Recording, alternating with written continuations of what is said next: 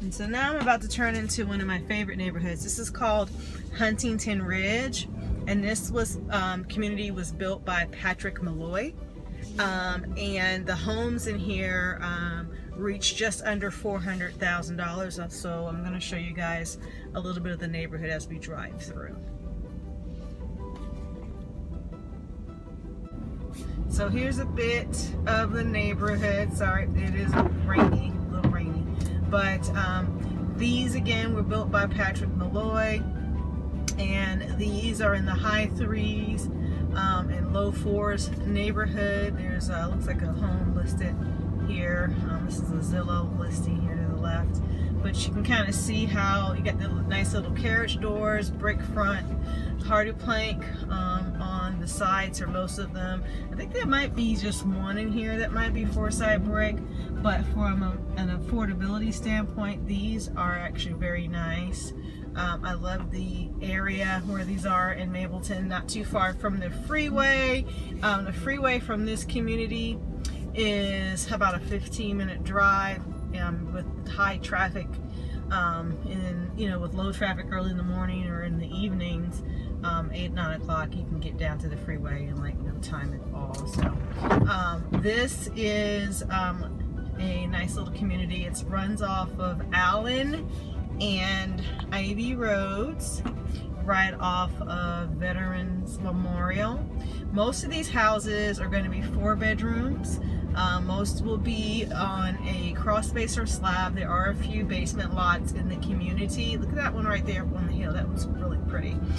There's a few in here that are even 3 stories, believe it or not. They have like we call them in some circles in real estate, the Texas basement, meaning that it has a 3rd finished level. So the nickname the agents call it in some circles is a Texas basement.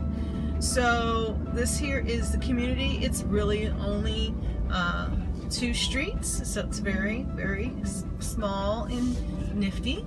You've got here another little house there. It's kind of cool with the carriage doors.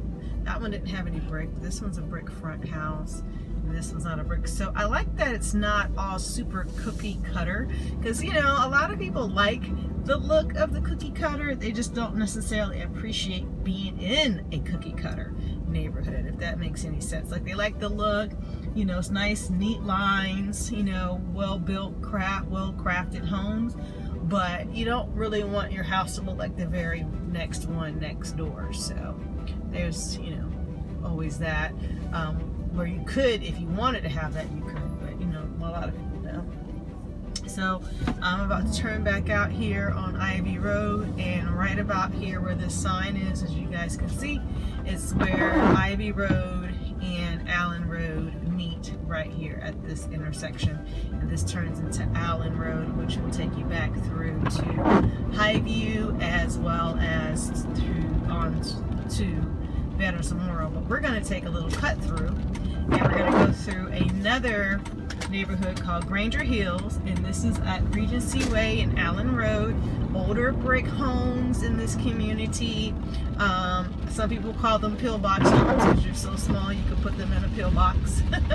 And it is raining, so our view is not going to be the most crisp today, but I did want to take a drive and see what's been going on in this particular community recently. So this is going to be off of Allen Road to the east, and you're going to have Dodgen Road to the west, and your major corridor is going to be Veterans Memorial to the north. So that's Ridge Road there, but you see you got nice little brick houses back over here.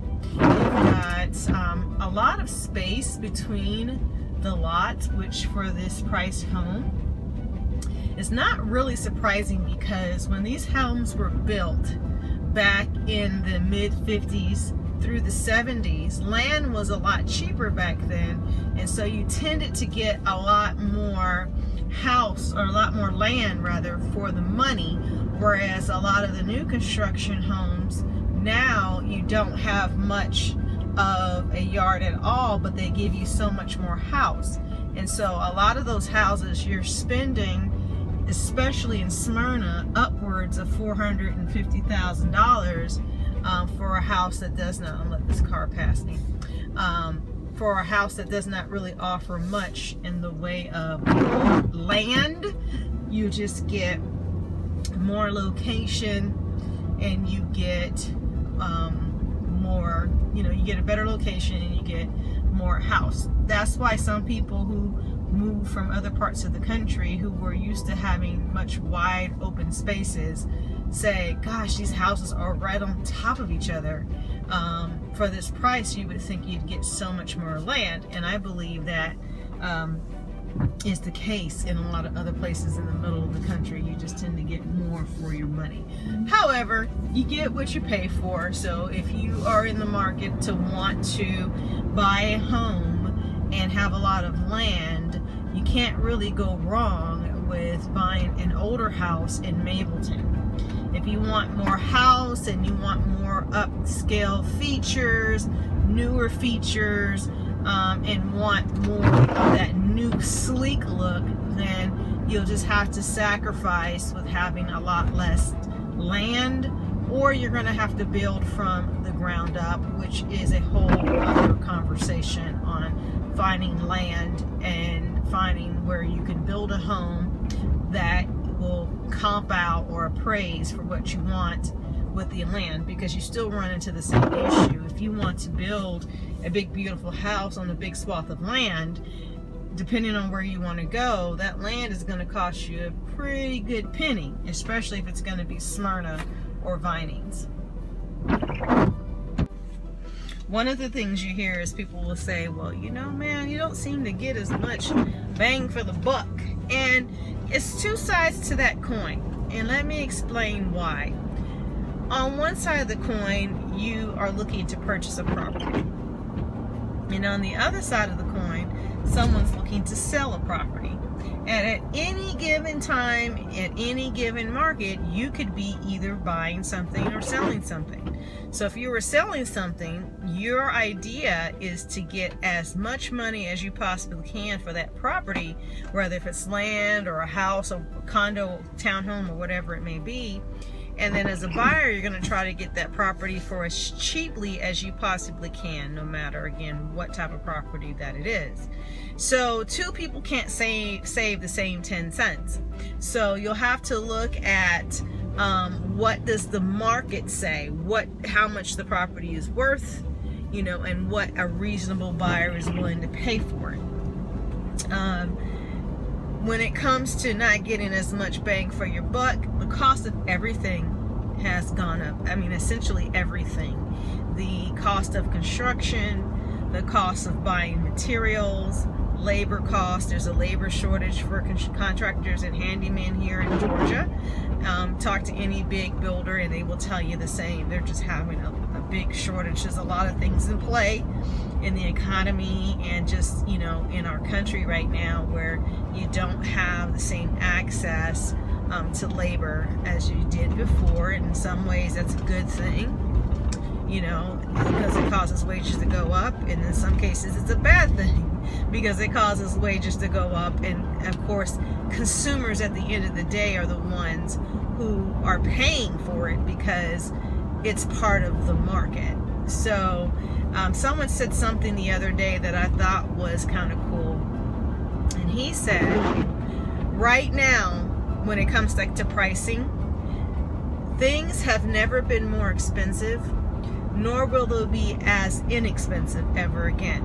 So if you're out looking at cars, houses, shoes, boats, purses, wallets, you know, whatever the commodity that you want to consume, whatever the product is that you want to drive or live in, has never been more expensive than it is right now in the history of life.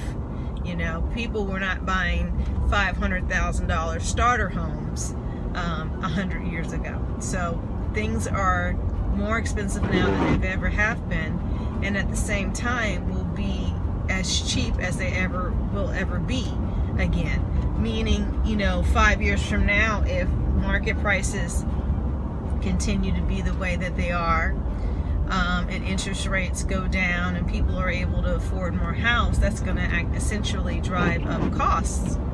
And sellers are going to want to get more and more and more for their property. Nobody ever wants to take a hit. No one ever wants to take a loss on property. So again, this will be the most expensive that anything has been, and again, at the same time, the least expensive it will ever be. So something may seem like a very high priced property right now. Wait 10 years and see what's going to happen then to the pricing.